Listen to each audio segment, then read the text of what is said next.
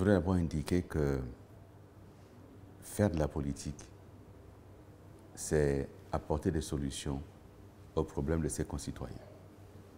La politique, pour la politique, ça n'a plus aucun sens. La politique pour des idées en l'air, ça n'a plus aucun sens. Il y en a qui ont le luxe des débats d'idées, mais lorsqu'on est de Makoko, comme je le suis, lorsqu'on vit au milieu des siens, comme je le fais, j'ai choisi de construire dans un quartier populaire à Makoko. Je vis au milieu des miens et je vois au quotidien les difficultés des populations. Qu'il s'agisse de celles du 2e arrondissement de Makoko, je connais tous les quartiers, je les ai faits à pied, je connais chaque famille. Ou les populations du canton de Tandouli, je connais chaque village.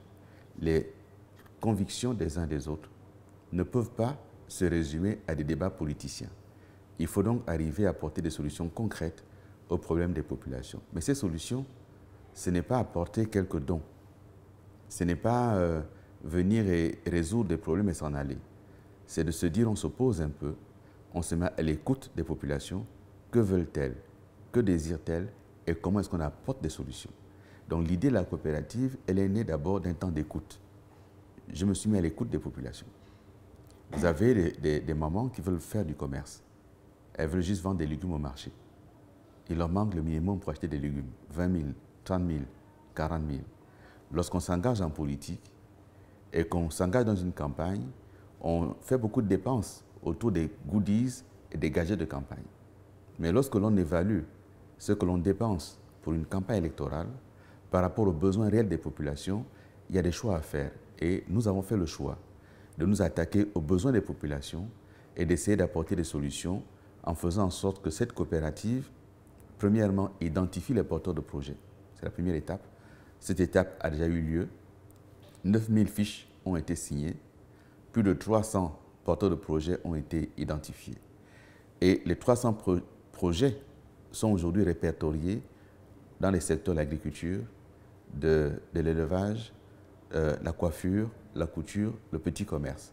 Et donc nous allons essayer d'apporter des réponses pour que les uns et les autres obtiennent des petits crédits. Non pas que moi, candidat, ou moi, ministre, je vais donner de l'argent. Mais je suis rentré en contact avec un établissement de microfinance que je suis allé voir. On a noué un partenariat et donc j'encourage cet établissement à faire en sorte que ceux que la coopérative a identifiés, l'établissement les finance. Le projet, il va au-delà de la campagne électorale. La campagne électorale est le bon prétexte autour duquel les populations sont plus à l'écoute de ce que nous avons à proposer. Et donc nous profitons de cette occasion pour proposer la solution de la coopérative. Ce n'est pas la seule solution possible, c'est une des solutions. Il y a les mécanismes de l'État sur lesquels nous continuons à travailler en tant que ministre, en tant que député, mais à côté des mécanismes étatiques, il y a les solutions que chacun de nous peut apporter. Et là, c'est une solution. L'idée de la coopérative, c'est de se dire, les populations sont confrontées aux vraies difficultés. Nous sommes à Makoko, au 2e arrondissement.